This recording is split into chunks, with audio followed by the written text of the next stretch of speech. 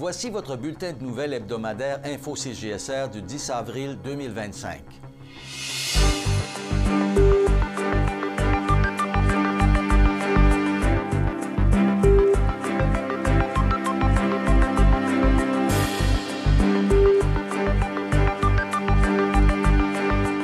En manchette cette semaine, 3 entrevues avec des candidats aux élections fédérales. Le Halo fête ses 40 ans. Plusieurs entreprises de la région récompensées au Gala des prix Diamant et des initiatives encouragées par le Fonds Alcoa pour les collectivités durables. Bonne émission.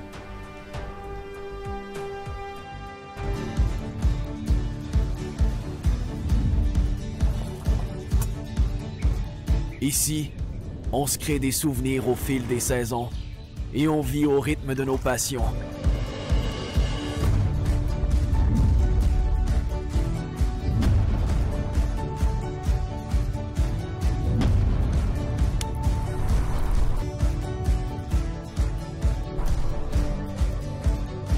Ici, quand l'aventure nous appelle, on répond.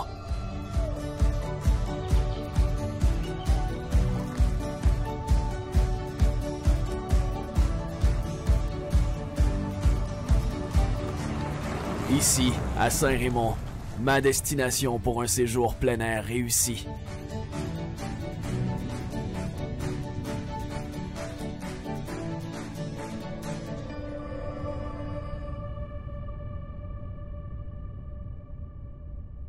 Bonsoir. Je vous disais la semaine dernière que l'organisme communautaire Le Halo fêtait en grande ses 40 ans.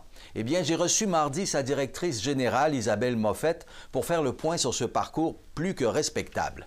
Elle avait d'ailleurs une grande nouvelle à nous annoncer. Bonjour, Madame Moffett, bienvenue à CJSR. Bonjour, merci beaucoup de l'accueil. Un bel anniversaire cette année, 40 ans tout de même, le Halo, là. Oui, déjà 40 ans. Ça va vite. Je vous dirais qu'on est en pleine festivité. Dimanche, c'est notre événement pour souligner ce grand accomplissement-là que l'organisme fait auprès de la population. Donc, dimanche, ça se passe à la salle Luc Plamondon. Tous les anciens employés, les anciens bénévoles sont invités à venir à cette célébration-là. Il y aura un spectacle de musique et cocktail et tout ça. 40 ans d'anciens employés, ça fait pas mal de monde, ça. Ça fait énormément de gens.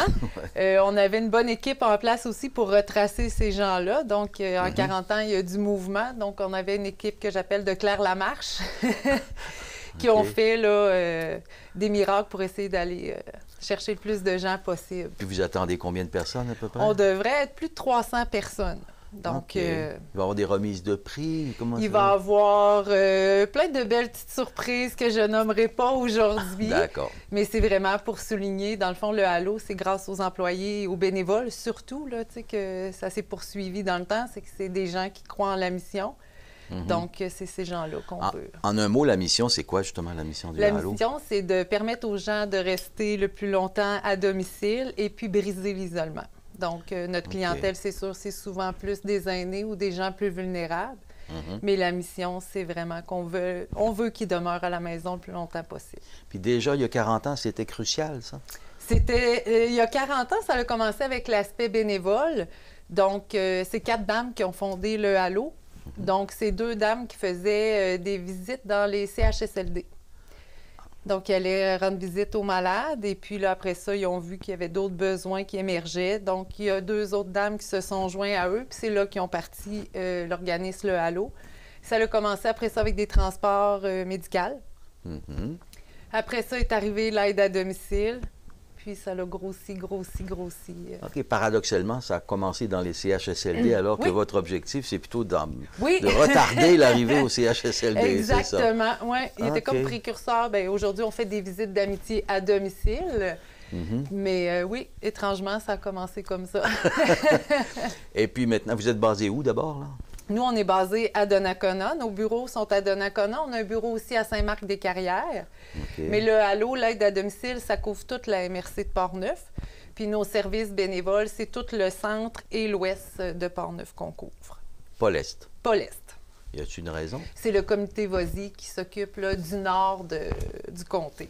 D'accord, d'accord. Et il y a combien de personnes à l'emploi et bénévoles Dans le les Halo? bureaux de l'aide du Halo, que ce soit l'aide ou l'entraide, c'est 12 personnes administratives dans les bureaux.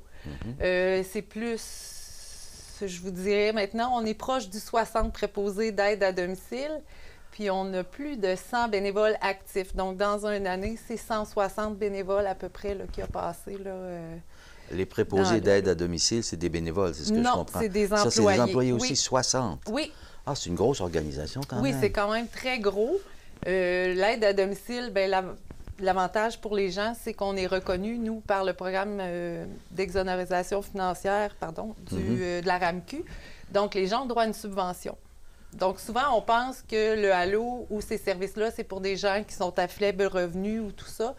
Mais le Halo, c'est pour tout le monde. C'est pas que pour cette clientèle-là, autant pour l'aide à domicile que la popote roulante ou les transports médicaux. Ça s'adresse vraiment à tout le monde. Fait que les gens qui font appel au service du Halo peuvent avoir une subvention pour financer le Halo, oui, c'est ça? c'est ça. Pour OK. l'aide à domicile, c'est eux, ça réduit leur coût de service.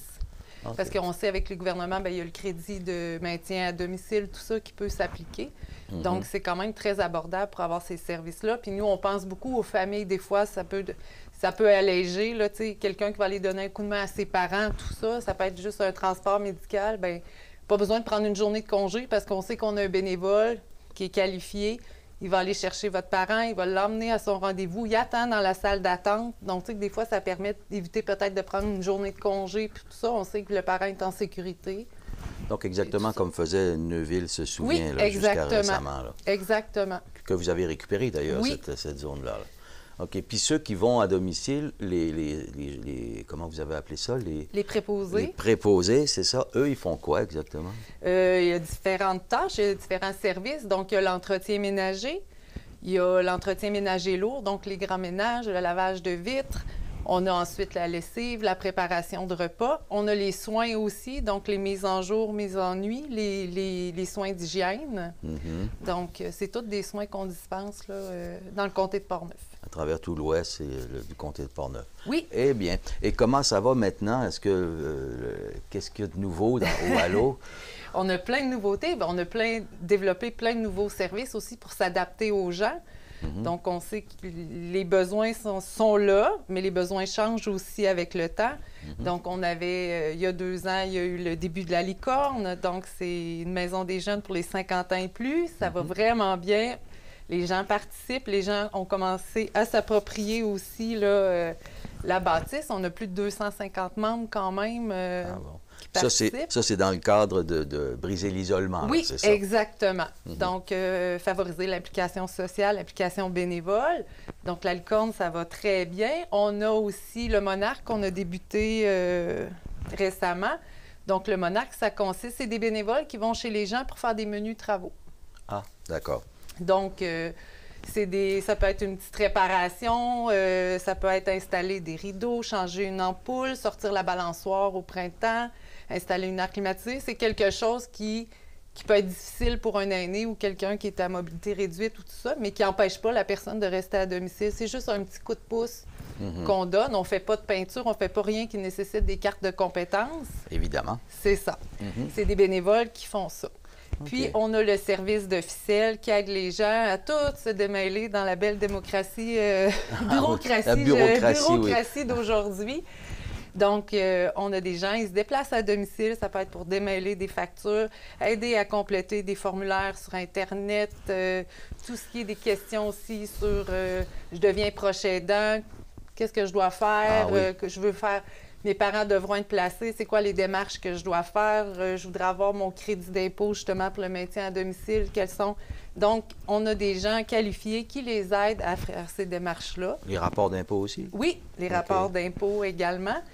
Puis, bien, je peux vous annoncer la bonne nouvelle. Ah, vous avez une grande nouvelle à nous annoncer. Une grande nouvelle en primeur. Le curateur public du Québec a un projet pilote, a mis un projet pilote en route. Puis, il a reconnu 7 organismes dans tout le Québec pour devenir des délégués pour les mesures d'assistance. Donc, le Halo a été sélectionné. Un des 7 organismes. Un des 7 organismes au Québec, oui. Donc, nous serons homologués pour aider les gens dans les mesures d'assistance. Donc, les mesures d'assistance, c'est un peu comme la ficelle, mais là, on pourra aller dans des cas plus pointus. Par exemple? Bien, nous, on aura des accès à ce moment-là, en étant avec la curatelle, c'est qu'on a des accès, exemple, plus directs au gouvernement. On pourra aller dans des dossiers plus, comment je vous dirais, plus... Personnel? Plus personnel, exactement. Okay. Donc, savoir les revenus, puis ces choses-là. Là. Oui, exactement. Mais il y a quand même une grosse structure reliée derrière ça. C'est qu'il y a une audience qui doit être faite quand même avec un juge. La personne doit donner son accord. C'est pas... Donc, il y a quand même des... Parce que quand on parle de curatelle, on parle souvent de gens qui sont dans l'impossibilité d'accomplir leurs tâches citoyennes, si je peux dire, avec quelqu'un qui prend la relève et qui doit avoir l'autorisation de le faire. C'est ça. Puis vous vous insérez où là-dedans? Nous, c'est que la différence, c'est que c'est pas une prise en charge. Tu sais, quand on parle de la curatelle, c'est une prise en charge, c'est une tutelle. Ouais. Là, ça veut dire que ça va être ouvert à plus de gens, donc des gens qui peuvent fonctionner dans la vie, qui peuvent prendre, mais que ça, c'est un dossier peut-être plus pointilleux pour eux, donc ils pourront se virer là, vers ces organismes-là choisis. Ah, je comprends. Souvent, les gens, ils font appel à leur fils, leur fille pour le faire, puis là, ils pourront faire appel aussi au Allo. Exactement. S'ils n'ont personne dans leur famille, par exemple. Exactement. Ou même s'il y avait quelqu'un, puis la famille ne voulait pas s'impliquer dans cette démarche-là parce qu'on sait que c'est peut-être plus lourd, plus difficile, bien, à ce moment-là, nous, on est délégués par la curatelle pour répondre à ces gens-là. Est-ce que ça veut dire que vous augmentez le nombre d'employés, que vous agrandissez? Bien, on va y aller un peu, on va voir comment ça va se développer, mais oui, c'est sûr, parce qu'on est en plus l'organisme qui a été choisi dans la capitale nationale et qui couvre tout l'Est aussi du Québec. Tout l'Est du Québec? Oui, il n'y a pas d'autres organismes dans l'Est. Il y a des gens à Montréal, il y a des gens en Outaouais, il y en a un en Beauce. Là, ça veut dire sur la Côte-Nord jusqu'à Percé de l'autre côté. On pourrait avoir des demandes qui viennent jusque-là. Oh là là! C'est un projet pilote. Si la demande est bonne, ils verront eux autres de leur côté ensuite là, pour agrandir les zones. Là. Mais c'est vraiment une belle nouvelle. Puis c'est une belle reconnaissance aussi parce qu'il y a beaucoup d'organismes qui ont appliqué. Donc, c'est une belle marque de confiance aussi qu'on a eue. Je comprends. Peut-être un peu de stress avec quand même, là, non? Bien oui, on a des formations, par exemple. On est très bien encadrés, là. Des formations par le curateur, oui. C'est ça? OK, d'accord. Eh bien, revenons maintenant à l'événement de dimanche. Une grande nouvelle, effectivement, que vous venez nous annoncer là. L'événement de dimanche, est-ce que peut-être vous n'avez pas rejoint tout le monde? Vous pouvez faire un petit appel Bien pour sûr, les gens donc il n'est pas trop tard. Donc, si vous avez déjà été bénévole, si vous avez déjà été employé, membre du conseil d'administration, bien, vous êtes invité dimanche prochain, le 13 avril, à la salle Luc Plamondon. Les portes ouvrent à 12h30. À 2h, la cérémonie commence. Donc, je vous invite à nous téléphoner au Allo au 418-285-2935. Vous pouvez donner votre nom, puis on va vous accueillir dimanche les bras ouverts. Et la salle Luc Plamondon, c'est à Donnacona. Oui, c'est bien ça. Eh bien, l'appel est lancé. Merci beaucoup, Mme Moffett, puis bonne fête. Merci beaucoup. Puis on est chanceux. On a eu une belle récompense jeudi dernier lors du prix la soirée des diamants de la MRC de Portneuf. Donc, on a gagné dans la catégorie entreprise d'économie sociale. Fait que ça lance très bien nos 40 ans. Bon anniversaire, donc. Merci beaucoup. À propos des prix Diamant, je suis allé au gala jeudi dernier à la salle Luc Plamondon de l'école secondaire de Donnacona. C'était la première fois que la MRC de Portneuf organisait ce gala, qui souligne l'apport d'entreprises de la région. Et elle a décidé de le greffer à celui de l'événement Ose entreprendre, qui, lui, en était à sa 27e édition. On a donc eu droit à un double gala. Je vous ai fait une présentation des lauréats.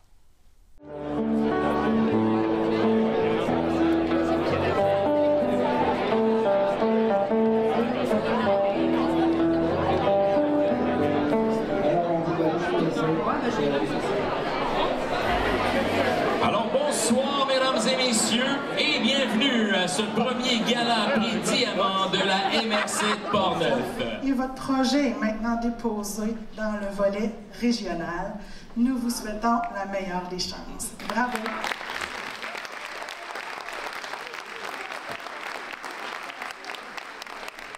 Bravo, M. Rémy. l'idée de réaliser un court-métrage en stop-motion a émergé, alliant créativité artistique. Les élèves ont rassemblé des idées d'activités adaptées aux différentes matières et aux différents niveaux, visant à rendre. C'est ainsi qu'est née l'idée de devenir des influenceurs littéraires pour leur carrière de l'école et apporter de la magie de Noël dans le village.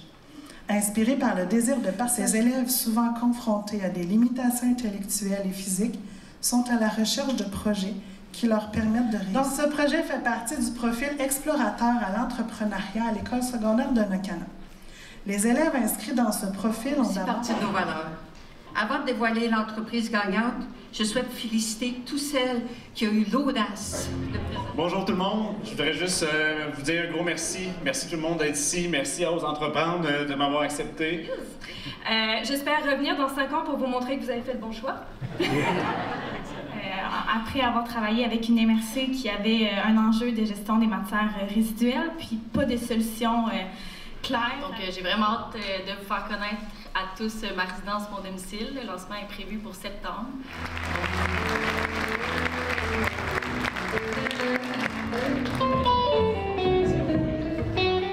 On fait affaire avec plusieurs entrepreneurs qui sont ici ce soir. Premièrement, tous les participants finalistes, là, félicitations. Vraiment, des belles entreprises. J'en connais quelques-uns dans ceux que j'ai vus tantôt. Puis félicitations. Puis on s'implique, puis c'est pas la dernière fois qu'on va s'impliquer. C'est vraiment quelque chose qu'on a à cœur. Donc, on va avoir nos produits à grandeur du Québec dans les métros partout. Donc, surveillez ça. Merci beaucoup. Pour le rayonnement de Portneuf dans une entreprise touristique qui continue de rayonner au niveau local, national et international. Merci beaucoup. Une tape dans le dos. On travaille beaucoup pour nos aînés. On veut qu'ils soient bien. On veut qu'ils vieillissent bien. On tient à dire que il y a 6 ans qu'on a intégré des travailleurs internationaux et non étrangers. C'est quand même important. Autrefois, c'est Mme Langevin qui a parti ça. Ça fait 56 ans que ça existait. Pour poursuivre son œuvre, le meilleur était de déménager l'ouvroir du sous-sol. On essaye de faire de cette entreprise une belle entreprise et puis performante et puis qui va continuer à faire des gants pour des générations et des générations.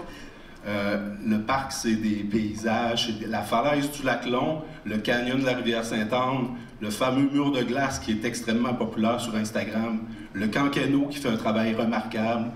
Je pense que je veux juste dire merci aux organisateurs, aux participants, aux musiciens, à toutes les personnes qui sont ici. Sans votre énergie, sans votre présence, sans vos idées, votre créativité, ça ne serait pas aussi beau. Je suis allé aussi à la remise des prix du défi des petites idées. Ça découle de la démarche « Mes idées, notre avenir » mise en place par les municipalités de Deschambault-Grondines et de Portneuf grâce au fonds Alcoa pour les collectivités durables. Le défi existe depuis des années, mais cette fois, la formule était différente. Je vous ai préparé ce reportage.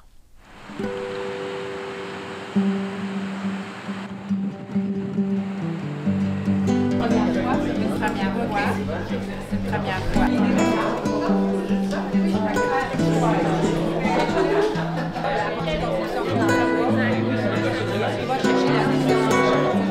À chaque année, on a un forum citoyen qui commence par une consultation citoyenne par des idées que les gens vont venir déposer, des enjeux, des besoins qu'ils ont pour leur collectivité. Puis à partir de ces idées-là, on les co-construit avec d'autres citoyens, avec les organismes de la région.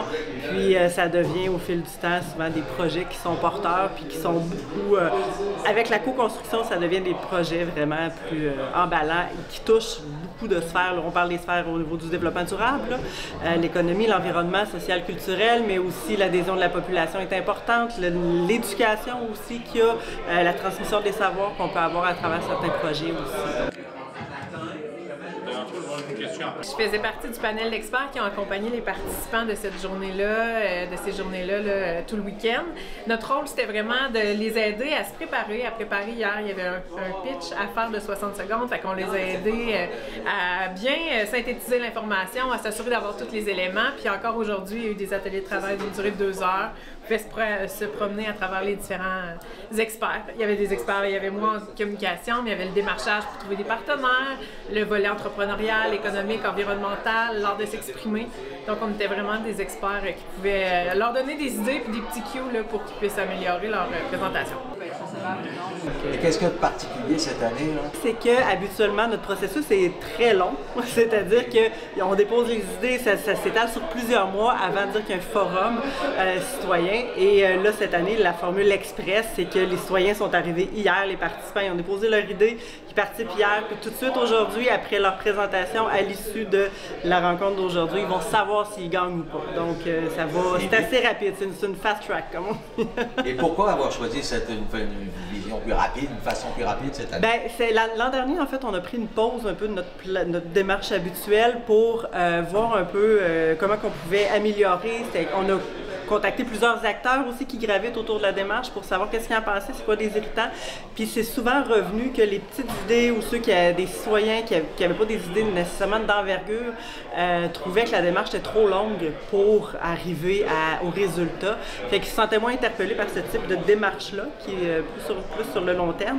Donc on s'est dit pourquoi qu'on ferait pas peut-être un modèle un peu plus rapide pour permettre à ces idées-là d'émerger quand même et avoir les retombées qui sont quand même super intéressantes. Serait d'établir une scène fixe dans le parc des Ancêtres situé à Portneuf. C'est d'ouvrir nos bureaux à la communauté entrepreneuriale et engagée de Portneuf. Parce qu'on veut amener les élèves de 5e et 6e année de l'école Saint-Charles de Gondine sur un terrain pour aller planter des arbustes. Un jardin musical. Donc, on jardin pour le comité d'embellissement, mais musical aussi parce que c'est en partenariat avec l'école. Donc, c'est 5 bourses de 5 000 $ qu'on va remettre aujourd'hui. Donc, les boîtes d'archives, ce serait vraiment un endroit, un dépôt pour tout ce qui est vraiment les archives de famille, les archives qu'on ne sait plus où les mettre. Valorisation d'un espace existant, mais sous-utilisé, en l'occurrence la cuisine du moulin de la Chevrotière. Relancer les activités du cœur qui est en pause depuis la pandémie. Un abreuvoir, 2 fonctions, pour les gens et les chiens. Une création d'un parc naturel dans le nord-ouest de la municipalité. Donc, un parc musical, c'est quoi?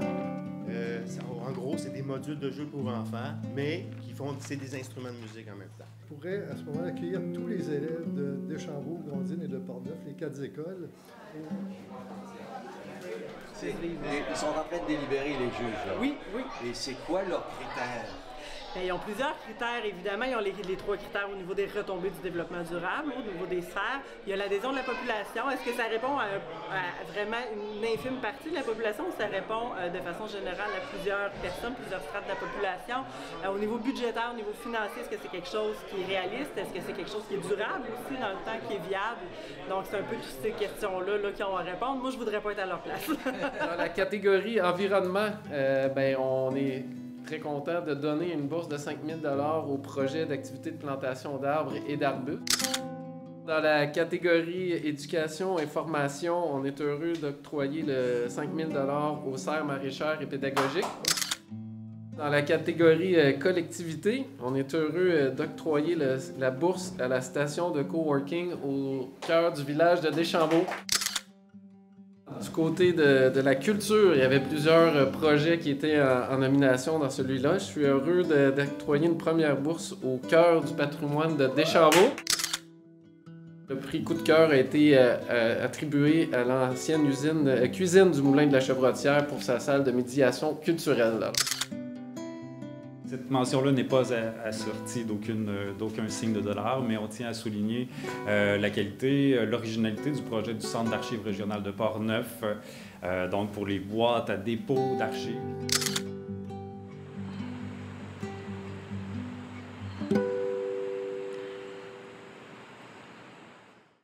Il y a maintenant une société d'histoire à Donnacona. La réunion de fondation a eu lieu mardi.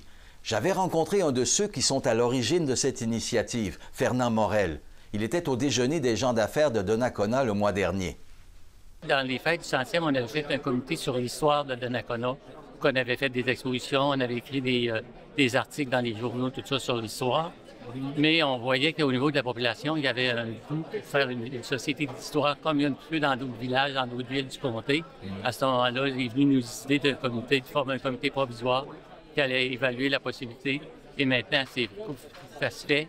Ça veut dire qu'on organise une assemblée générale annuelle le 8 avril à la Maison de la Culture à Donnacona, à 7 h, pour former un comité permanent qui va avoir à mettre en place la Société d'histoire, qui aura comme mission de faire connaître et protéger le patrimoine de Donnacona et de l'ancienne paroisse de Les Écureuils. On était un groupe de 7 personnes, puis on veut former un comité de 11 personnes qui seront parties du conseil d'administration, mais on veut greffer également des comités.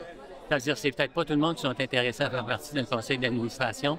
On veut former des comités justement pour faire des recherches sur l'histoire de Donnacona, monter des expositions, monter des activités, pouvoir monter des activités également dans nos écoles. On veut travailler avec les écoles pour faire connaître notre patrimoine. On veut se greffer beaucoup de bénévolat alentour du comité pour pouvoir avoir le plus d'informations possible sur notre histoire. La ville de Donnacona a récupéré une collection privée de Claude Frenette qui avait fait un travail extraordinaire pour conserver le patrimoine.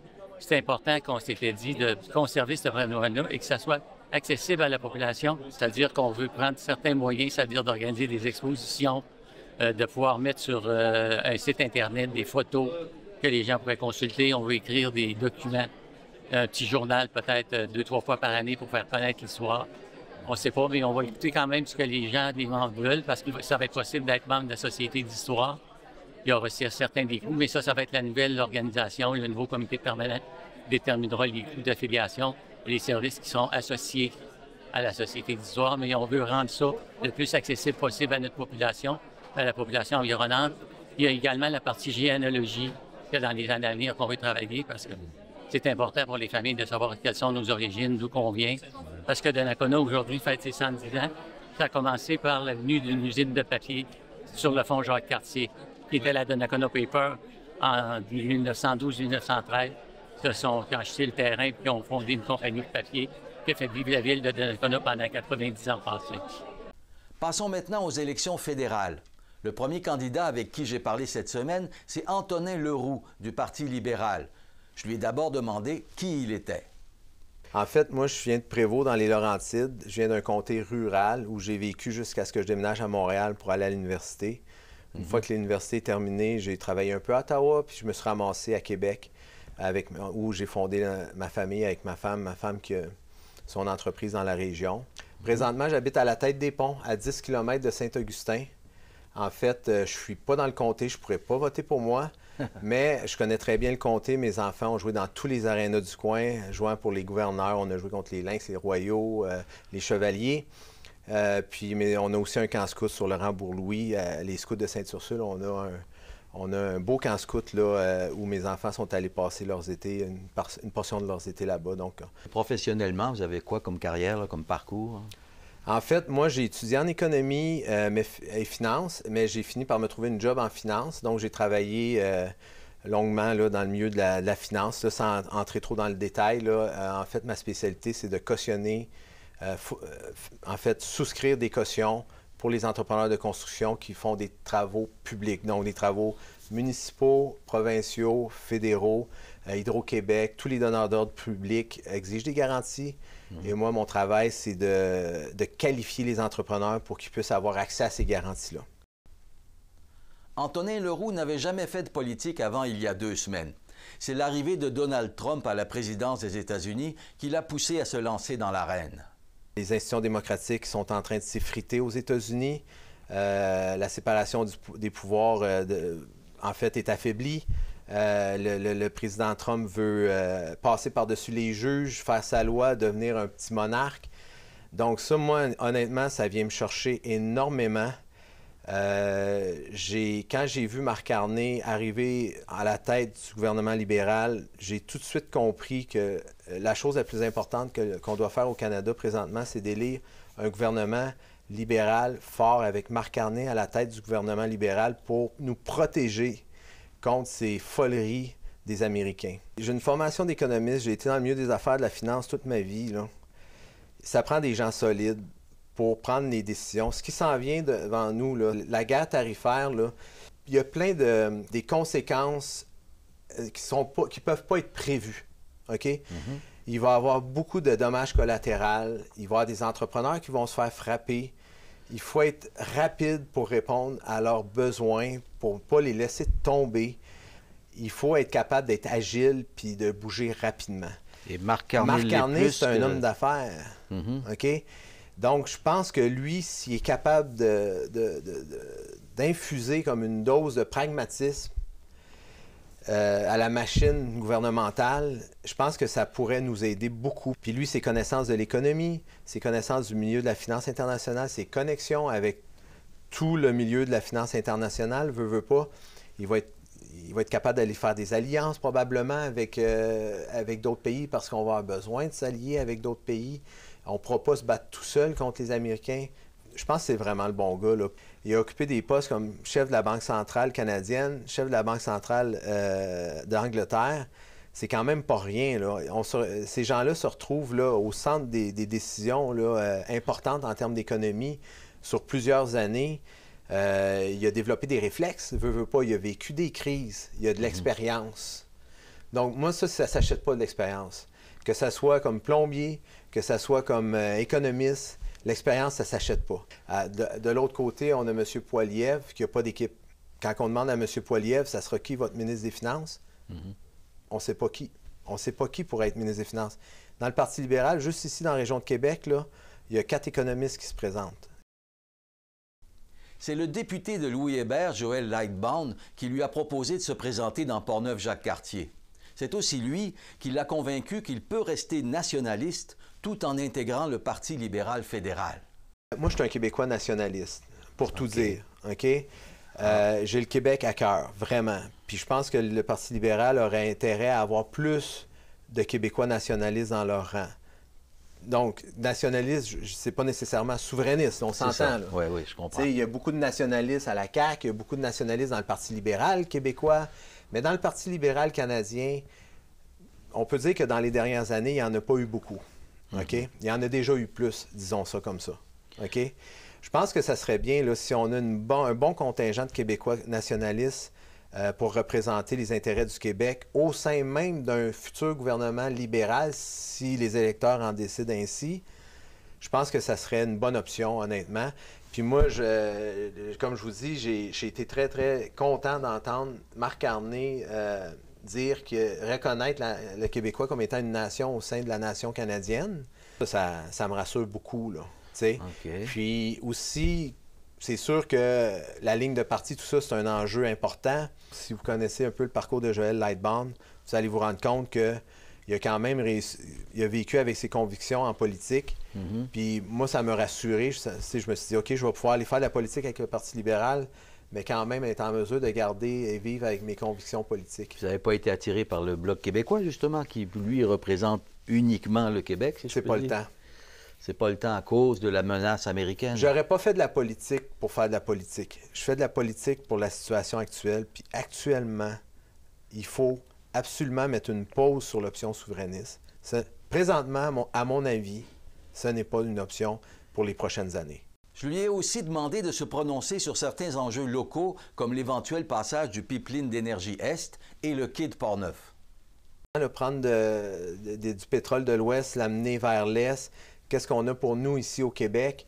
La question se pose, l'acceptabilité sociale, ce sont tous des enjeux importants. Il y a les partis conservateurs qui, eux, veulent un pipeline coûte que coûte, puis leurs allégeances, en fait, viennent de l'Ouest. Donc, c'est certain que la pression va être très, très forte. Mais chose certaine, c'est que Marc Carné s'est engagé, s'il y a un projet de pipeline qui passe sur le territoire québécois, le Québec aura son droit de veto. Donc, aura le dernier mot sur oui ou non, si c'est acceptable ou non. Mais, tu sais, il faut garder en tête que Trump n'hésitera pas à diviser les Canadiens. Puis, il y a un mouvement souverainiste au Québec. On doit reconnaître qu'il y a un mouvement souverainiste en Alberta. S'ils décident de se séparer, ils ont les mêmes droits que les Québécois. S'ils veulent faire un référendum pour se séparer, puis après ça, s'ils veulent faire un deal avec les Américains, qu'est-ce qu'on peut faire, tu sais? D'accord. Et maintenant, sur la question du quai de Portneuf, parce que c'est un enjeu fédéral aussi, le quai de Portneuf, c'est quoi votre position? Il y a un contrat, parce que je suis dans le milieu des appels d'offres, il y a un contrat qui a été fermer le 11 mars. Le 11 mars 2025? De cette année. Ça tourne sûrement entre 40 et 60 millions. J'ai l'expérience là-dedans, je suis capable d'évaluer. C'est pas un 10 millions, c'est un contrat d'une grande ampleur. Ils vont démolir le bout du quai, la tête du quai. Ils ne vont pas faire une réfection, c'est une démolition. Donc, une fois que ça c'est démoli, ils vont fermer, je passe ces détails, là, mais ils vont évacuer l'eau de ce site-là en créant un mur pour évacuer l'eau. Puis après ça, décontaminer, aller chercher la terre contaminée, la sortir. Donc, ils vont aller jouer dans le mercure. Donc, après ça, ils vont faire une jetée en roche. Donc, il n'y aura plus de bout de quai, là, ça va être de la roche avec une station météo au bout. Donc, moi, c'est ce que je comprends. Là, j'ai parlé à quelques intervenants, je n'ai pas toutes les informations encore. Je ne peux pas vraiment me prononcer présentement. Mais la question que je pose, c'est est-ce qu'il y a une acceptabilité sociale? Maintenant, est-ce qu'il y a d'autres dossiers sur lesquels vous vous penchez actuellement là, dans Portneuf? Il y a le logement social, évidemment. Ah oui. Le logement social, moi, ce que j'ai appris cette semaine, c'est que dans le fond, les conservateurs, en fait, les libéraux ont mis 1 milliard d'argent sur la table pour construire des logements sociaux. Le provincial fait de même, donc on a 2 milliards. Il y a 82 logements sociaux ici, dans Portneuf, qui sont financés par ces projets-là, qui viennent de démarrer. Les projets vont se construire là, incessamment. Oui. Les pépines sont sur les chantiers dans bien des cas. Poilievre va retirer le 1 milliard de dollars qui est prévu pour ces projets-là s'il est élu. Alors que votre parti, il ne touche pas à ce milliard-là. C'est un programme qui a été mis en place par les libéraux. Un autre candidat maintenant, celui du Parti vert, Johan Kefelec. À lui aussi, j'ai commencé par lui demander de se présenter. Je m'appelle donc Johan Kefelec, d'origine bretonne. Ça va faire maintenant 28 ans que je suis installé au Québec. Je suis père de 3 filles et mon métier, c'est arboriculteur élagueur. Ça va faire à peu près 20 ans maintenant que je suis dans ce domaine-là. Et je réside à Saint-Raymond depuis à peu près 11 ans. 11 ans, OK. Puis avant, vous étiez dans quelle région du Québec? J'habitais à Québec. À Québec? Oui. OK, mais vous êtes occupé des arbres pendant tout ce temps-là? Exactement. OK. Et qu'est-ce qui vous a amené à vous impliquer politiquement? En fait, dès l'âge de 18 ans, j'ai voté pour la première fois en France pour le Parti vert. J'ai habité toute ma jeunesse sur le bord de l'océan. Je profitais beaucoup des plages. Et c'est à ces endroits-là que j'ai découvert qu'une pollution majeure de plastique s'échouait là. Et finalement, à partir de ce moment-là, je me suis dit qu'il fallait défendre notre milieu. Mais vous n'êtes pas impliqué en Bretagne en politique, là? Non. C'était trop jeune. Exactement. Okay. Je suis arrivé ici, j'avais l'âge de 22 ans. Une fois au Québec, la question environnementale a continué à l'intéresser, mais pas seulement elle. Les 3 premières années, là, je me suis installé à Jonquière. Et puis là-bas, il y a une grande industrie qui s'appelle l'Alcan, à Arvida. Et à l'époque, il y avait un souci, ça s'appelle les HAP. C'est comme un aromatique, une molécule chimique qui se retrouve dans les airs. Et en étant juste à côté de cette usine, on était souvent arrosé là, par toutes ces odeurs chimiques. Et il y avait un mouvement à l'époque qui prenait genre une meilleure réglementation au sein là, des polluants que cette usine pouvait déverser sur la région, sur les secteurs. Et vous vous êtes impliqué là-dedans? Je me suis impliqué là-bas pendant 2 ans. OK. Et puis après ça, j'ai déménagé à Québec. Puis là, je me suis impliqué plus dans un organisme social, ça s'appelle la Jeunesse ouvrière combative, ou en fait, avant ça s'appelait la Jeunesse ouvrière chrétienne. Catholique, je pense. Ouais, et puis j'ai été comme président de cet organisme-là pendant à peu près 4 ans. Ah oui. Donc l'objectif là, de ce groupe, c'était d'accompagner les jeunes dans leur démarche professionnelle. Lorsqu'ils se retrouvaient souvent mal pris avec leurs employeurs, on leur donnait des outils pour pouvoir se défendre. Et aussi, on organisait des soupes collectives, des cuisines collectives. Quant à son implication en politique, il la relie à des problèmes de santé. en 2020, alors que c'était la pandémie, on m'a diagnostiqué un cancer de la vessie. Et à ce moment-là, ça a pas mal changé ma perspective de vie. J'ai compris là, que la pandémie, comme moi, on était très vulnérables face à la vie. Et ça m'a fait comme un grand déclic. Et c'est à ce moment-là que j'ai décidé là, de prendre de nouvelles mesures dans ma vie, de changer mes habitudes. Parce que j'ai été pris avec pas mal de soucis de dépendance. C'est genre, je buvais de l'alcool, je fumais la cigarette, je fumais de cannabis, consommais du sucre. Et puis là, je me suis dit qu'il fallait absolument là, que j'arrête tout ça. Et ça a été vraiment un déclic majeur. Là, j'ai tout arrêté ça. Et finalement, je me suis retrouvé à prendre de saines habitudes. J'ai nagé en lac, beaucoup. Je nage énormément en lac. Finalement, j'étais très anxieux, très dépressif, mais tout ça est passé. Tout s'est envolé. Okay. Et puis là, je me suis dit, c'est quand même qu'on pouvait guérir. Et puis quand j'ai vu que la pandémie, elle, ne guérissait pas, parce qu'il me semblait que la pandémie, ça pouvait être un bateau à prendre pour que nos sociétés changent. Et puis finalement, moi j'ai guéri, mais la pandémie n'a pas fait grand-chose, quoi. Il y a eu des occasions, comme pour le commerce local, avec le panier bleu. Et finalement, ça n'a pas marché, quoi. Il y a eu ici dans la MRC la devise portneuvoise qui a été lancée en 2020. Et finalement, ça n'a pas marché. Et aujourd'hui, on a Trump qui nous arrive avec ses tarifs douaniers. Et je pense que ça, c'est une deuxième chance qu'on nous donne pour pouvoir changer nos sociétés. Et penser donc notre économie, y aller de façon plus locale, penser les circuits courts, penser une agriculture saine, respectueuse de la terre et des sols.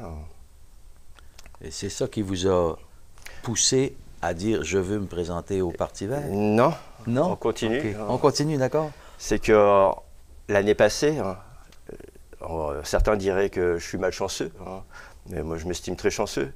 On m'a diagnostiqué aussi un cancer de la peau. Ah, un deuxième. Un deuxième. Et finalement, ça a été bien traité, tout s'est bien passé. Et là, le Parti vert du Canada m'a rejoint peu de temps après. Et c'est là qu'ils m'ont demandé « Est-ce que ça vous intéresse de participer à cette prochaine élection ?» J'ai dit oui. Et tout il y avait eu votre nom comment, le savez-vous? En fait, j'étais sur des plateformes écologistes pendant la Covid. Et c'est sur ces plateformes-là qu'ils m'ont trouvé. Je lui ai aussi demandé, comme il se doit, ce qu'il propose aux gens de Portneuf-Jacques-Cartier. Moi, ce que je propose, c'est une économie locale. C'est vraiment là, de faire en sorte qu'on puisse promouvoir les commerces locaux, le patrimoine, le terroir. Après ça, c'est aussi une économie circulaire. J'aimerais bien qu'à un moment donné, on puisse garder nos recettes, notre capital financier chez nous, plutôt que de l'expatrier. C'est genre, je suis plus pour une économie où il y a moins d'intrants dans notre système économique. Et qu'est-ce que vous voulez dire par des intrants économiques? Les intrants, c'est genre, si on regarde dans le domaine de l'agriculture, on fait beaucoup affaire à l'industrie chimique. On a beaucoup de grosses mécanisations pour travailler les sols. Faites à l'extérieur, qu'on importe. Exactement. Et puis, dans mon sens, je pense que je préfère qu'on subventionne 100 petits artisans agricoles plutôt que 2-3 gros industriels agricoles. Je veux faire la promotion aussi du logement abordable, parce que le logement, on est en crise en ce moment, en pénurie. Et puis il faut savoir là qu'avec il faut savoir qu'aujourd'hui, le prix des loyers, hein, il est en fonction du prix du marché, quoi. Et finalement, je pense qu'il faudrait y aller en fonction là, du revenu réel, hein, des gens. Hein. Que les personnes puissent donner pas plus que 30% de leurs revenus, hein, dans un logement, dans une hypothèque, dans un loyer. Aujourd'hui, ce n'est pas le cas. Hein. Aujourd'hui, il y a eu une explosion des coûts due à une spéculation immobilière. Il faut que le gouvernement, quelque part, regarde plus précisément toutes ces questions-là du logement, mette un peu plus de règles. Hein. Après ça, il y a la santé aussi. La santé, il faut qu'elle soit abordable. Hein. Il faut qu'elle soit accessible. Hein. Il faut que les personnes handicapées puissent avoir accès à des crédits d'impôt, hein. Qu'ils puissent avoir accès à du logement, hein, adapté pour eux. Il y a un problème de santé mentale, hein. Donc il faut aussi regarder ça plus précisément et puis venir en aide, hein, plus rapidement auprès des jeunes, auprès des personnes qui sont en détresse. Enfin, pour terminer, on a abordé sa vision de la société d'une manière plus générale. Je pense que la société de demain, c'est une société qui n'existe toujours pas aujourd'hui. Et il faut la réinventer. Et finalement, ça risque, oui, en effet, de prendre du temps. Il faut être raisonnable, il faut être sobre, il faut être efficace. Efficace, mais pas économiquement, j'imagine, c'est différent, là. Dans l'économie, on peut être efficace aussi. Hein. Ça dépend là, comment on la gère. Hein. Si on est pour gaspiller le bien public comme c'est fait à l'heure actuelle, hein, bien souvent, c'est sûr là qu'on a une économie boiteuse. Hein. Donc moi, je suis persuadé là, que si on gère bien nos deniers, il y a moyen là, d'avancer loin. C'est juste qu'aujourd'hui, on est pris avec énormément là, de gaspillage, hein, soit à travers des firmes publiques qu'on embauche, hein, genre au sein là, de nos gouvernements pour nous aider à avancer. Et finalement, ils ont beau être là et puis il ne se passe rien. Et puis, donc moi, je serais plus pour, en fait, hein, que ce soit réellement le gouvernement qui gère les défis de demain et non des entreprises privées. Hein. Et encore une fois, comme je dis, hein, de s'assurer à ce que ce gouvernement-là soit efficace, hein, et que ça ne soit pas un gouvernement qu'on regarde, hein, qu'on pointe du doigt, comme quoi c'est une machine à faire de l'argent et puis une machine à gaspiller. Non, non, c'est genre, c'est tout retransformer tout cela. Terminons cette section sur les élections fédérales avec le candidat du Parti populaire, Simon Frenette. Comme Johan Kefelec, c'est un nouveau venu en politique. J'habite Trois-Rivières. Toute ma famille habite dans Port-Neuf. Puis je travaille à Montréal. Je travaille dans la fonction publique à Montréal. Mais toute notre famille, mes parents sont originaires, mon père de Saint-Basile, ma mère de Neuville. Mes parents demeurent à Neuville maintenant. C'est une région ici dans laquelle j'ai passé mes étés de ma jeunesse. C'est une région avec laquelle j'avais un attachement.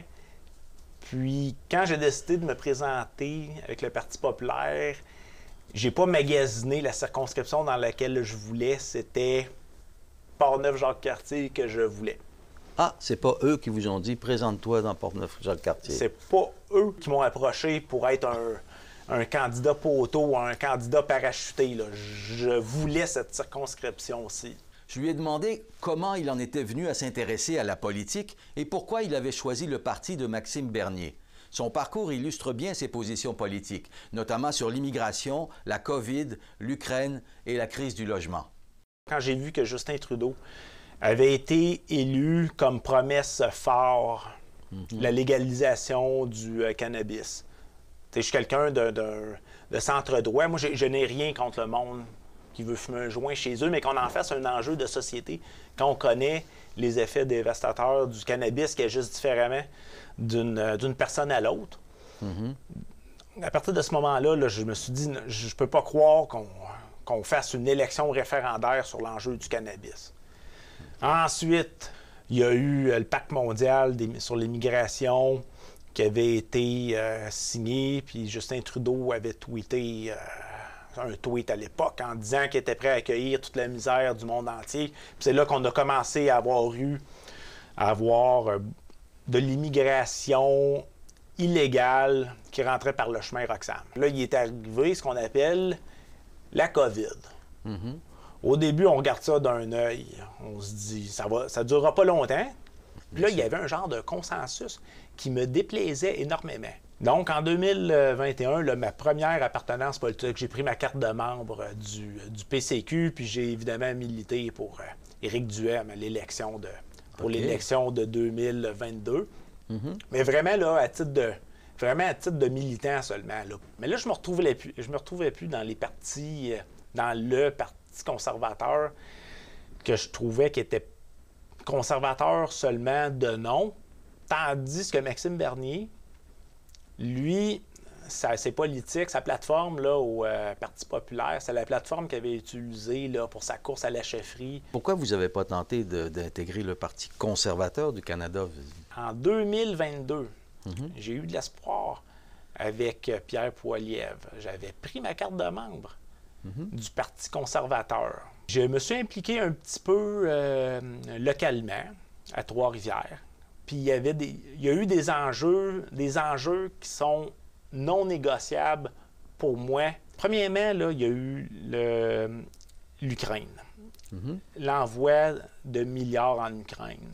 La première prise de position en l'Ukraine, je me suis dit, bof, c'est peut-être stratégique. Mais après 3 ans, moi, je ne me retrouvais pas là-dedans. Parce que vous étiez contre, vous? Moi, je suis contre. OK. Puis, je suis contre parce que je suis pro-paix. Je n'aime pas qu'on envoie de l'argent à l'Ukraine pour que l'Ukraine envoie des Ukrainiens sur les champs de bataille. Quand il y a une situation tendue, il faut désescalader la situation. Moi, je suis quelqu'un de négociation, je suis pro-paix. Comme ça, moi, il était hors de question qu'on envoie ces milliards-là à l'Ukraine quand je vois qu'on a de la population qui souffre, qui a de la misère. Puis l'autre point de fracture avec M. Poilievre? L'autre point de fracture, c'est l'immigration de masse. Mais là, juste la partie résident permanent, on a augmenté ça de beaucoup. Puis là, c'est sans compter les illégaux qui rentrent puis qu'on loge à Montréal, là, dans la très grande région de Montréal. Là. Il y a eu jusqu'à une époque là, une trentaine d'hôtels qui étaient réservés exclusivement par le gouvernement fédéral pour loger des illégaux, puis on a su le montant. Il y avait eu un article qui était sorti, là, ça coûte 78 000 là, prendre en charge un illégal. Là. Poilievre, ce qu'il disait là, quand on parlait là, de la pénurie de logements, il disait toujours il faut construire davantage. Mais construire davantage, c'est pas le rôle du fédéral de construire. Le rôle du fédéral, c'est de mettre les conditions gagnantes pour qu'on puisse bien construire. C'est d'essayer de déréglementer le secteur de la construction puis de contrôler l'immigration. Parce qu'on s'entend, là, c'est l'offre et la demande. L'offre et la demande, là, c'est le premier facteur qui fait débalancer le coût des logements.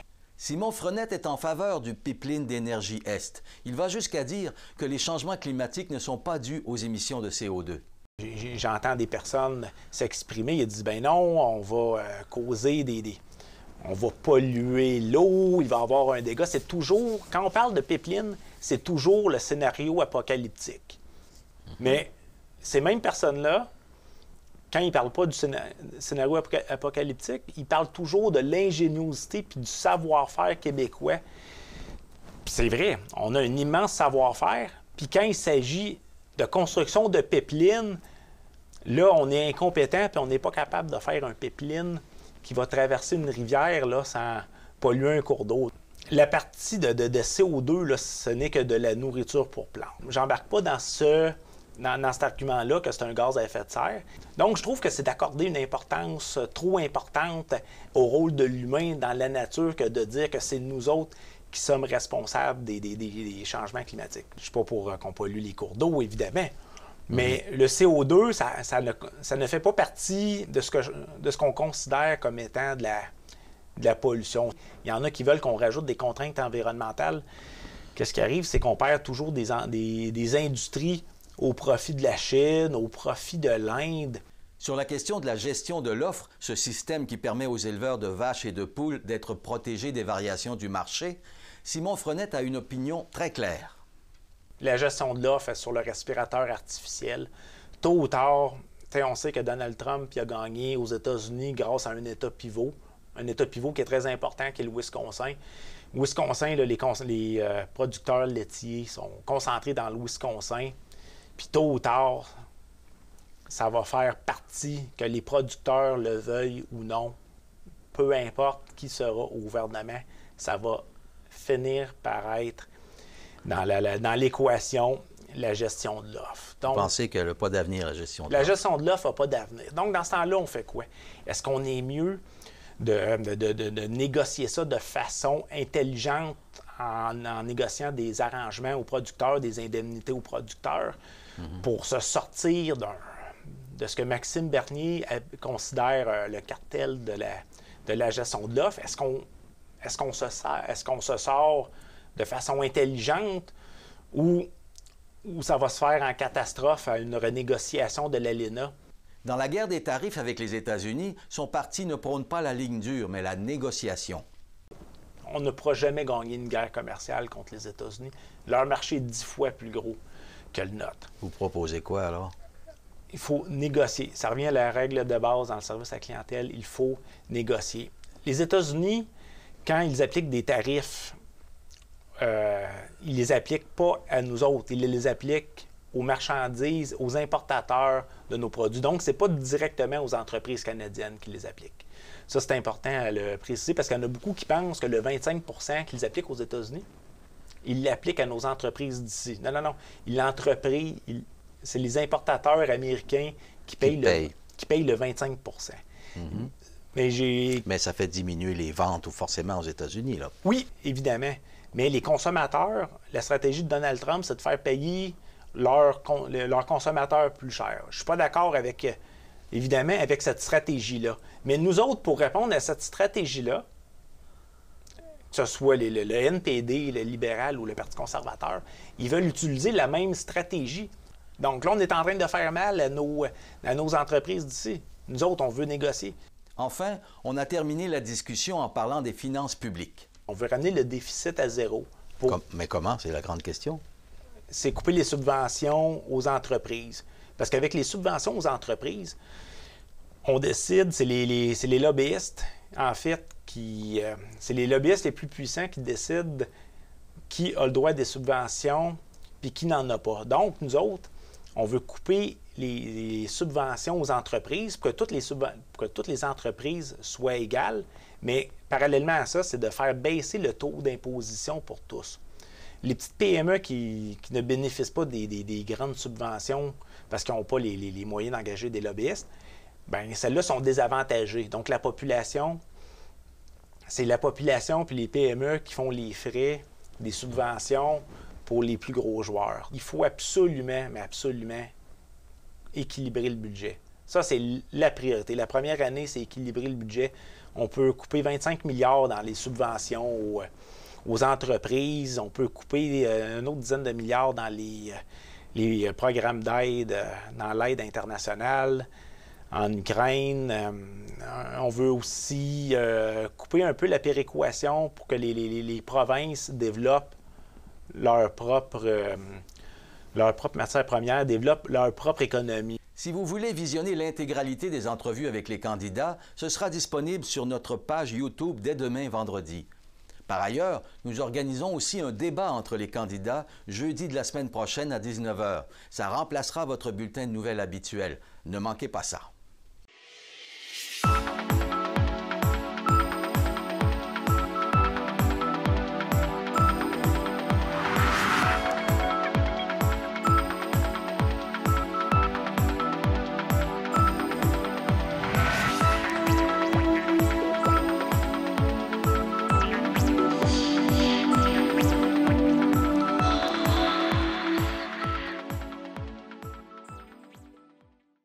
Voilà, c'est tout pour aujourd'hui. J'espère que ça vous a plu. Je vous laisse sur des images du spectacle Port-Neuf musical qui a eu lieu dans l'église de Deschambault samedi dernier.